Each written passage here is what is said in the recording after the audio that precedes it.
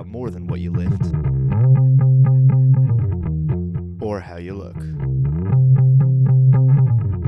It's about more than strength.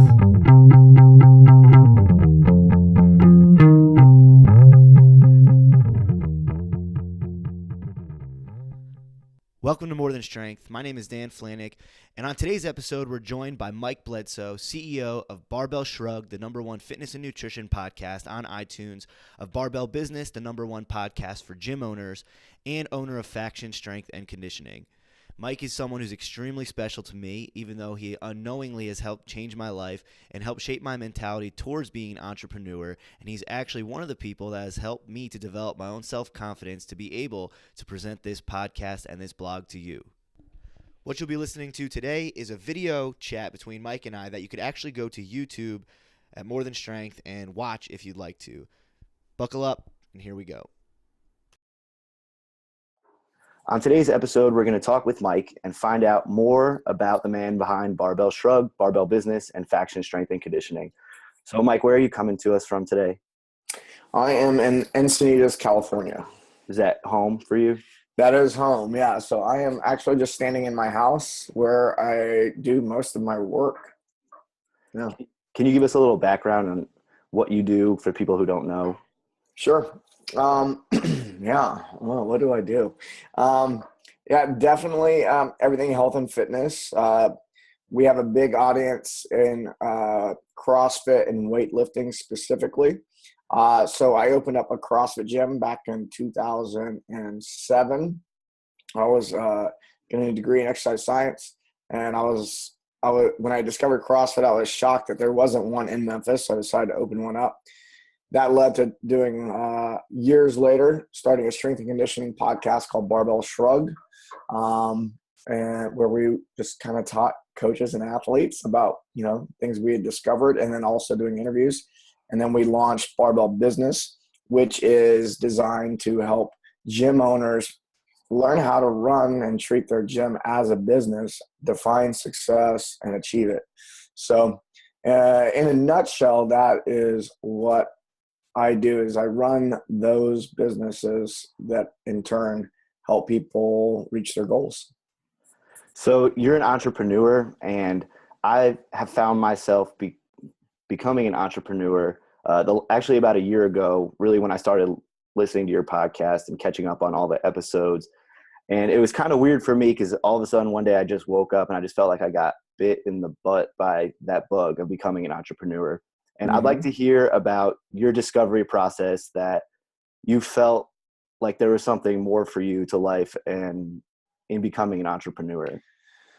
Yeah, one thing I do know is not everybody feels this way is, when I talk to a lot of my friends who are entrepreneurs, and you ask them, when you were a little kid, did you think you were going to do something special? And they're like, oh yeah, totally. And then I find that there's people who, if you ask them that question, they're like, not really sure what you're talking about. So I think a lot of times, the reason people end up doing the things they do or they're looking to go big, I think a lot of times that seed is planted early in childhood, and that usually it's that person who is always preparing to take advantage of the opportunities that might present themselves. They may not be able to put it in those words specifically, like, oh, I need to, prepare for the opportunities to come, but it's a subconscious thing. For me, I never really identified with being an entrepreneur until I had already started the gym. I'd been running the gym for a year and a half, 2 years, and I brought Doug Larson in to help me run it. And it was he that pointed out, he's like, you're very entrepreneurial. Like, all those books I've been reading and things I study and things like that. You're kind of like the type E entrepreneur. It's like there's certain people who are more geared that direction. So it didn't even occur to me that was the thing that I was going to, that was the label or whatever you want to call it, or that was the path I was going to take to achieve something great. However, there was never a point in my life where I didn't feel as if I was going to do something unique. And I always had the desire to make the world a better place. And I always wanted to do it on a large scale. Like there's just that desire has always existed inside. Yeah, I can relate to that. Did you have any things? I mean, I guess for you, you're already about a year and a half in when you, I guess, discovered that you were an entrepreneur. Well, yeah, I think too, I was running the gym, and then I was like inventing things and like trying to he's like, and Doug just watching like, yeah, you're one of those people. Something I get asked a lot because I'm a strength coach, I'm a private sector strength coach. So there's a lot of uncertainty, but I find that if you implement things that you guys talk about, there's actually a lot less uncertainty. But how did you deal with the uncertainty? Were there struggles that you faced that, were scary in the road ahead for you when you discovered you're an entrepreneur? I just didn't see any other option. There's not that's not 100% true. I had been in the Navy, and after I got out, I went to school and started the gym, and for a while it did cross my mind I could go back in, but I didn't want to. The desire to go back in was more of do something great. I thought that still might be my path to do something big and great. Not necessarily because it didn't feel like a safety net. Like, well, if this doesn't work out, I can always go there and get a paycheck. For me, it was never about the paycheck or the security of the paycheck. It was just always about, there's just like no other way, like no other option. And the only time I considered something else is when I was running the gym, but I was not quite sure what the next thing was going to be. I think as soon as I started treating the gym like a business and being actually fully embracing the entrepreneur role, I was already looking for the next thing. But it didn't, the next thing was never like a safe corporate gig or going back in the Navy. Like once I had that realization, it was just like, there's no other options. Like we're just going to keep finding ways to find better solutions. And so that's what like a good entrepreneur does is find, I'm never happy with the way the world is, right? So I have my own internal happiness. So I'm not like walking around pissed off all the time. Even some entrepreneurs do that, but I walk around and I go, oh, I see where that could be better. And does my passion and skill set and purpose, if it aligns with this issue where I'm like, oh, I know how this could be, I may not even know how it could be better. I was like, that needs to change. And you know what? I'm going to step right in front of that train and I'm going to figure out the solution. And then, and I may spend every penny I have and spend every penny of my business partner's money that they have. And, and have some close calls and then finally find a solution that's just, the best thing around at the time until someone wants to come around and try to challenge what I've done. That's pretty much, that's what being an entrepreneur is, like solving problems, taking an enormous amount of risk, way more than what most people would take, and stepping in front of it. I think that, yeah. So stepping in front of that train, I guess it's a metaphor for kind of putting yourself in uncomfortable situations. Really uncomfortable situations? Do you have a process, or is like what's going through your mind when you see a new venture, you see a problem that you need to solve, and you decide to jump in front of that train? Like, what are you focused on? I'm very optimistic, so I usually see opportunity. So it's I don't even really recognize it as much of a problem as I go, there's an opportunity. Like, no one's doing this. How is this possible? Like that's when I look at a situation, I go, how is this not happening? And I look around and I talk to a few people and I go, oh, no idea is original. 100 other people saw that this could be better, but they just sat back and didn't do anything. But I'm the type of person I go, oh, other people think that this is an issue as well, and they think it could be better, but they're not, they're just kind of sitting back. I guess I'll take first action. And I think a lot of times that happens. People are like, oh, you know, someone's already doing it, or somebody, other people already talking about it. I'll just kind of let them have it. And it's like, because everybody is thinking that. You have 100 people that have the idea that are thinking somebody else is going to do it. Just be the person to do it. And I've started some projects where I thought I saw a hole. And then as I got into it, I recognized that somebody else was filling that gap really well, or they were really coming in really strong, and I stepped out. So I've had quite a few business ventures that I shut down, or it got, you know, we got months in and spent, you know, lots of money and then killed the project because we saw, you know, that if we're not actually going out to solve a unique issue, then there's no reason for us to be there. So how much do you think it matters, like for that person who's sitting there thinking, oh, there's probably 100 other people doing this thing, even if there is something similar out there, how much do you think that matters in the decision process to go through with it? If someone sees someone else is doing it, yeah, like if there's I guess if there's something similar that person's doing, like, I don't know, like if someone saw Barbell Shrugged and then they had something similar to Barbell Shrugged that they wanted to do, like how much do you think that matters in that person's perspective? You know, I think because I know a lot of people are. Yeah, exactly. I would prefer to encourage it. Mm-hmm. And I want something like Barbell Shrugged is very personality driven. And, you know, the message that like you and I could be sending the same message, right? We could be talking about the same thing. But for some reason, due to your life experience and the way you were raised and this and that, you may connect with people better than I can.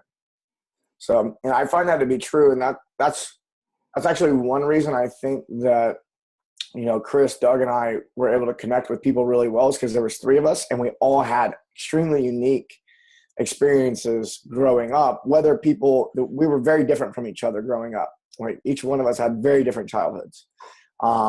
Probably, yeah, as different as you get living in, you know, white suburbs of the United States, you know, in the United States. And so I think because of that, we were able to connect with more people. Some people would connect with Chris. Some people would connect with Doug and connect with myself. And I think that because of that, anyone who is doing a podcast where they think they can help somebody should do it. I have one of my not so official mentors. I was having a conversation with him one day around, should I promote this specific product? I was like, should I promote this product? You know, I'm in the middle of my own launch of my own thing and all this. And there were vastly different products. There were different audiences and everything, but I didn't want to. I was concerned a little bit about, you know, muddying the waters a bit. He's like, do you think it'll help people? And I was like, well, yeah. He goes, then you should do it. Shit, you're right.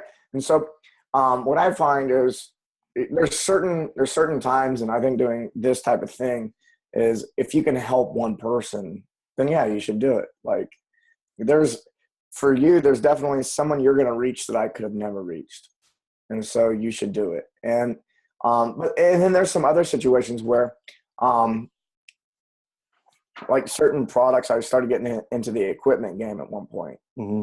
And I recognized that and this was back in 2010. And this is back before Rogue was really big. But I looked at Rogue and about 3 months in, I was like, there's no beating these guys. Yeah. I'm not going to be able to beat them on quality.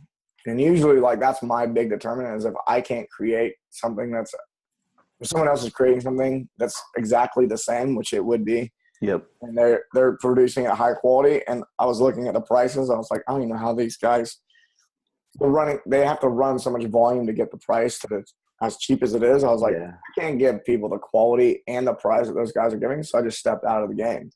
And so, because to me, it would be like trying to get into that game, the reasons would be wrong. But my why would be off, because my why is, can I help someone? It's like, in regard to say, equipment for me personally, the best thing I could do is say, hey, go buy from Rogue. Yeah. It's like, you're going to get a better piece of gear at a cheaper price. So if I want to serve somebody, I just say, hey, go over there and buy it from those guys. Yeah. So going back to what you were talking about with how you and Doug and Chris, kind of your personalities mesh, which obviously help attract a wide range of different people. Was it nerve-wracking for you? Because for me, I'll be completely honest. Like, yeah, I'm nervous. It takes a lot of courage to be able to just put yourself out there. And I went back and listened to your guys' first podcast, and I started cracking up. It's hilarious. And it's really bad. Yeah, it really was. But there weren't very many examples out there either at the time. Exactly. Yeah. It was. I mean, it's still the Wild West for sure. Mm-hmm. But even more so back then. Yeah. Did you ever struggle with anything like that? Like, did you or Doug or Chris, was it hard for you to put yourself out there and open yourself up to criticism? But at the same time, obviously your why was always in mind that you could help one person. So maybe I'll just answer the question, but was it hard for you to do that? No, I got nervous.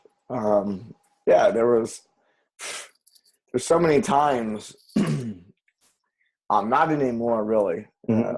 I got the reps in. There's a lot of things that have changed about me. Mm-hmm. Over the last 5 years that I really don't get nervous about almost anything anymore because I realized that none of it fucking matters. Yeah. I don't worry about what people think about me anymore so much. I do want to leave a good impression as a role model, but I don't necessarily care if someone thinks I'm a goofball or I'm dumb or whatever. I don't care. I do like the role model thing is important because if people don't respect you, then they're not going to follow you. So there's a level where you have to achieve that there. But yeah, there was so many times like trying to get a guest to come on the show. Like, I'm going to ask this person to come on the show, and they're a big deal. Like a Tim Ferriss. Yeah. We had him on, and that was one of my more, I guess if I was going to say I was starstruck at any moment, that would be the guy. And we met him at a vacation home in Malibu.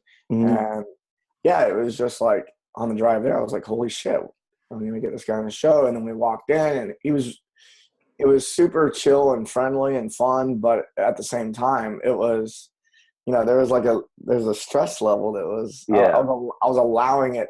I was allowing the,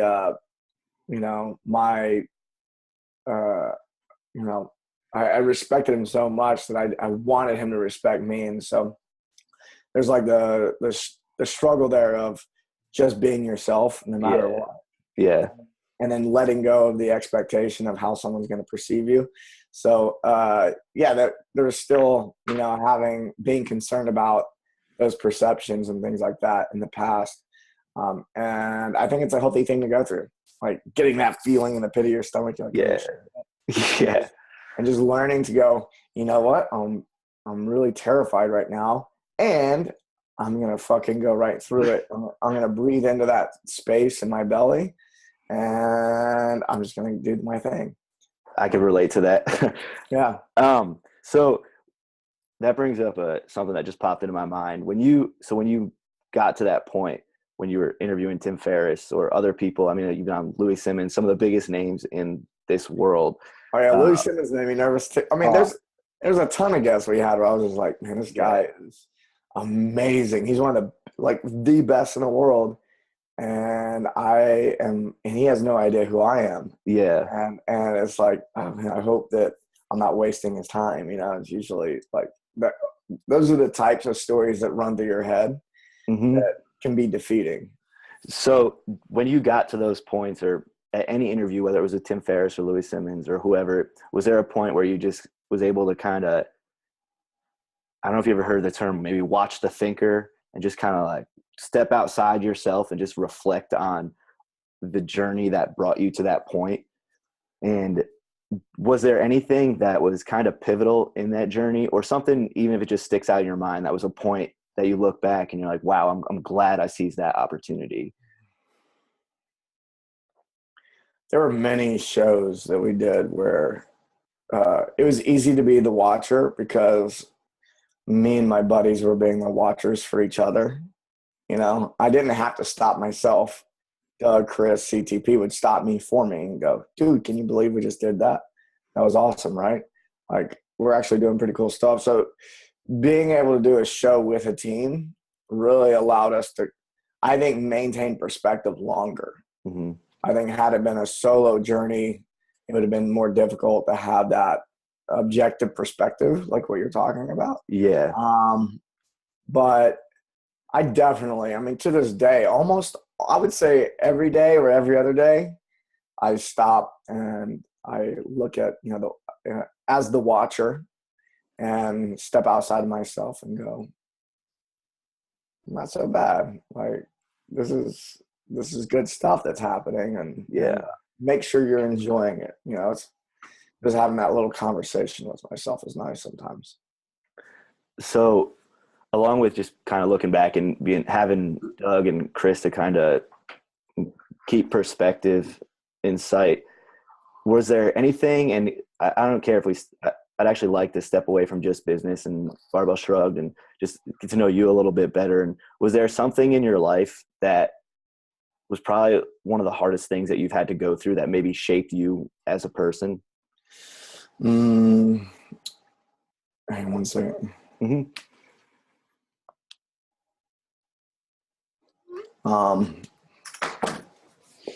I'm having my wife bring me my supplements that I forgot to take this morning. I didn't want to say anything, but you're losing your gains as we were talking the last 20 minutes. I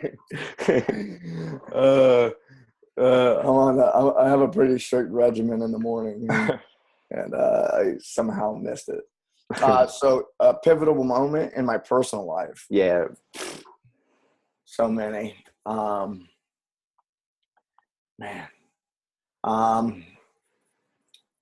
There was a lot of moments, growing up. Going in the Navy was a very shaping moment. I think going in the Navy, I've always been fairly good at facing my fears, even as a kid. And I also understood how to play the long game. And I joined the Navy because I wanted to be a Navy SEAL. And signing up and going into that was fucking terrifying.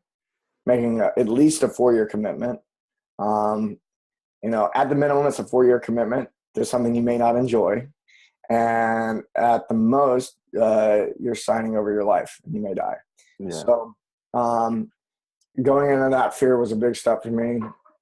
Going to Buds and having that experience was extremely defining. Failing at Buds was really a defining moment where, I had got injured. They wanted to roll me back to the beginning of training. And at the age of 19, I was like, nope, not doing this twice. And so I had never really quit anything in my life. And at that was like, I was like, oh, I actually completely was just like, I'm not doing this. Mm-hmm. And that was a new, what are you doing? I'm hiding. Well, my wife she's bringing me stuff, but she's hiding.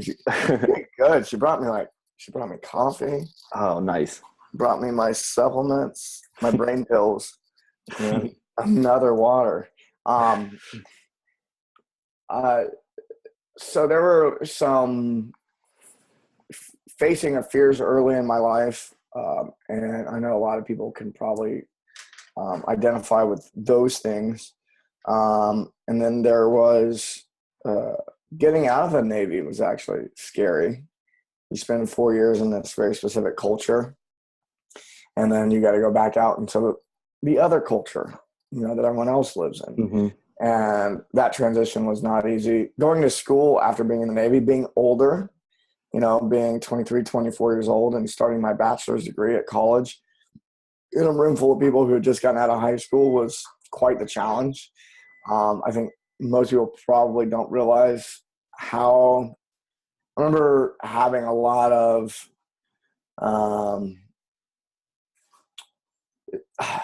self-confidence issues. I think would be a lot of it is being in the same classroom with people who are 4 or 5 years younger and doing the same thing as them after having been in scenarios that were more challenging than they had ever been before. And now you step into this, which is again more challenging because you're having to go, you just went 4 years without not being in academia and then you step back into it. I think that people probably don't even understand the amount of like fear and self-confidence issues that might come with military veterans that step into that, regardless of things like PTSD and whatnot. And then, doing things like opening a gym and asking business partners to join me in a venture that could potentially fail and lose money and waste time and all this kind of stuff. And then I guess I'll just run through all the little defining moments. That's fine. Yeah, I'm learning a ton from it, so keep going. I'll just keep on mentioning all the stuff that happened in my life that was scary, and I did it anyway. Or there's like just when people tell stories about the defining moments, they're not going to the happiest times, right? Yeah, they go to because I'm not running through any happy times. No. Yeah. I'm looking back on some pretty tough moments, and I think that those are the things that define and help shape who I am the most today. So as I'm walking through this and I'm talking, I just want to remind people that I've gotten to the point that when I experience a very tough moment and something that is perceived as a failure, I'm a lot better now going, oh, well, even if the loss is major, it's not, I understand it's not the end of the world. And, even if I were to die, it's not the end of the world and it's okay. And having those experiences and being conditioned to face the most extreme of fears. So that's where I'm going to cut off the first half of the interview with Mike Bledsoe.